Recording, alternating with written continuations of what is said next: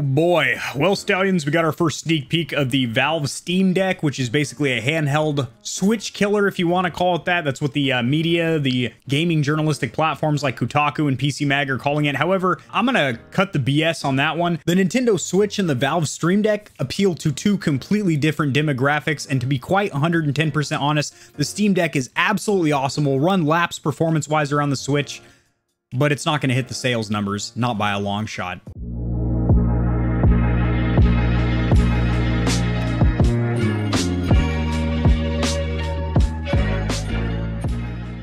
Alrighty guys, share my screen over here. I have an article pulled up titled simply "The Steam Deck is Valve's answer to the Switch." I don't think anybody asked a question about the Switch. It's selling neck and neck, tip to tits with the Series X and the PlayStation 5 despite being 4 years old and savagely underpowered. Yes, Nintendo just did announce it's not the Pro Switch. It's not a Super Switch. It's not a Switch 2. It's the Switch OLED. I made an entire video about it that will be linked in the description below. They made a couple of changes. It has a 7-inch OLED, slightly better battery life, but all in all, same exact console. No NVIDIA chipset like we heard, no 4K docked mode, running with PS4 Pro-like performance.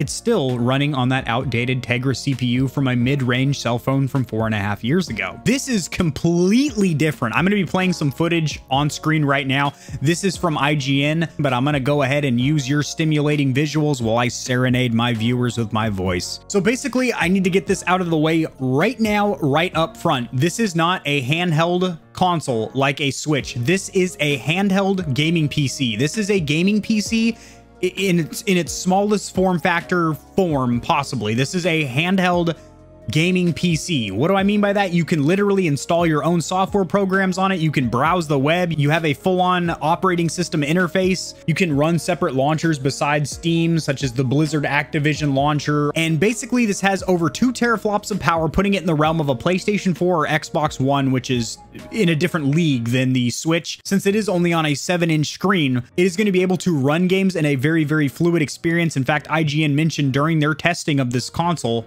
or I'm sorry, this PC, that they were able to run high to ultra settings in almost every title that they tested with phenomenal results. Now you compare that to something like the Switch, where you play games that are on other platforms but have been ported over to the Switch. For example, Apex Legends, The Witcher, or Doom Eternal, they run bad compared to their counterparts on other platforms. Now, this doesn't have modular controllers like the Joy-Cons that pop on and off. As for the controls, it is very, very interesting. You have symmetrical sticks with a D-pad next to the left stick, and then you have 2 trackpads. Now, if you guys have tested Valve's Steam controller, then you will know how the trackpad basically works. It's more or less like a mouse or a laptop touchpad, but for your thumb.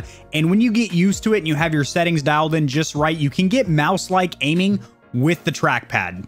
I say mouse-like because, again, it's not quite going to be on par as having 6 to 8 inches of control with a gaming mouse, but it is close. It has 2 very loud speakers that do not get distorted at maximum volume. It has 4 face buttons, the A, B, X, and Y. It has 2 built-in microphones, and it has the Steam button, which basically you think of it like your home button on any console. The CPU, or central processing unit, is a Zen 2, 4-core, 8-thread, 2.4 to 3.5 gigahertz, so 2.4 up to 3.5 gigahertz in its boosted configuration. The GPU is a custom RDNA, which runs between 1 and 1.6 gigahertz for up to 1.6 teraflops. However, I do believe that is a little bit of a typo or misinformation on Kotaku's part, because IGN, who is, as far as I know, the only journalistic platform that has actually had their hands on this unit so far, said it's around 2 teraflops of power. 16 gigabytes of GDDR5 RAM will be on board, and the monitor itself is a 1280 by 800p, for a 16 by 10 aspect ratio. That is a 7-inch optically bonded LCD screen. It does have Bluetooth 5.0, which will support controllers, so you can use your Bluetooth peripherals from your gaming PC. Wi-Fi, it has dual band with 2.4 and 5 gigahertz, and that is 802.11, so good quality Wi-Fi on board. Now, as for battery life, they're saying it's between 2 to 8 hours. That is a massive difference there. So I guess that depends on if it's just in standby mode, or if you're just streaming some Netflix or YouTube, or if you're actually gaming on it, a AAA title with ultra settings and the speakers turned on and the backlight turned up. But between 2 and 8 hours, that is a big difference, guys. Now, while the 64 gigabyte model has an SSD SSD. The 256 and 512 gigabyte models do sport NVMe drives for even faster loading, and the 512 gigabyte model, which will set you back $650, does also have an anti-glare etched glass screen. So $400 for 64 gigs, $530 for the 256 NVMe, and $650 for the 512 with the NVMe and that anti-glare screen. Get ready to catch crabs, because the catch-22 is that you actually have to drop down $5 right now to reserve a spot in line to pre-order these bad boys, as they are going to be available only through Valve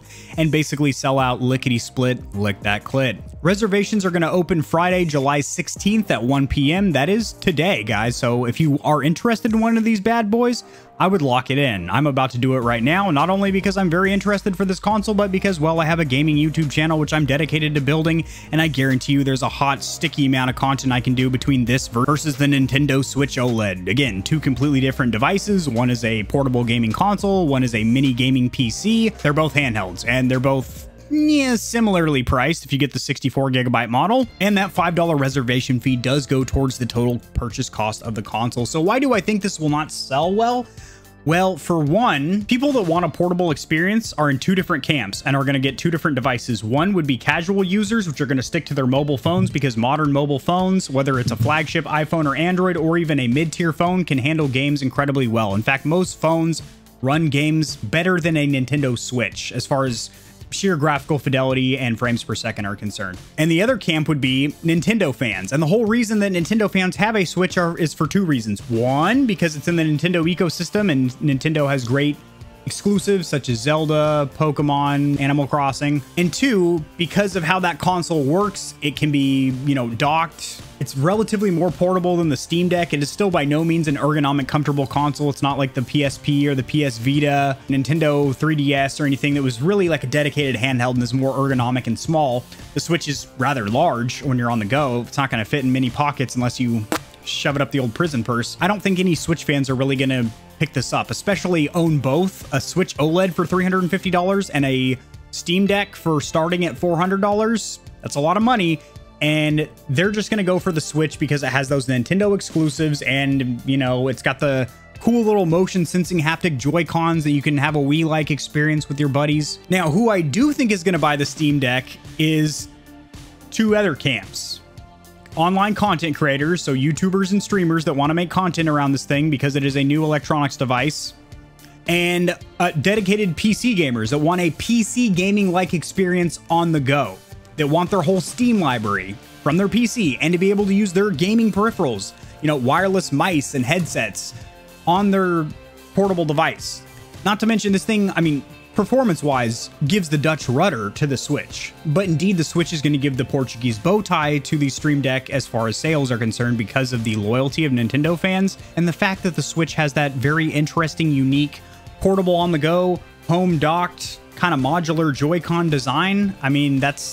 And it's cheaper, especially with the release of the OLED. The price of the currently $300 Nintendo Switch original is probably going to drop for new units, as well as, of course, the used market with Facebook Marketplace, Craigslist, eBay is going to be blowing up with Switches when Switch owners start getting their hands on the OLED. So personally, I don't think it's going to sell great, but that has absolutely nothing to do or does not reflect at all with the performance of this miniature gaming PC, which I think is incredibly impressive, and I'm glad that we live in a world where it does exist. Stallions, drop in the comments section below your opinion of the Stream Deck, either as a standalone device or if you want to pit it head-to-head, nuts to butts with the Nintendo Switch. What are your thoughts? Do you think this is going to sell well? And more importantly than all that rigmarole and pound-to-hoe, are you actually going to be picking up one of these? Now, on your way out of this video, if you could close the door behind you firmly. The door is kind of wonky. It doesn't shut all the way, but go ahead and hit the like button on the way out. That'll add about a 1/4 inch of girth on your peen. Subscribing will get you free healthcare in North America. And sharing the video, your wife might actually be sexually satisfied by you.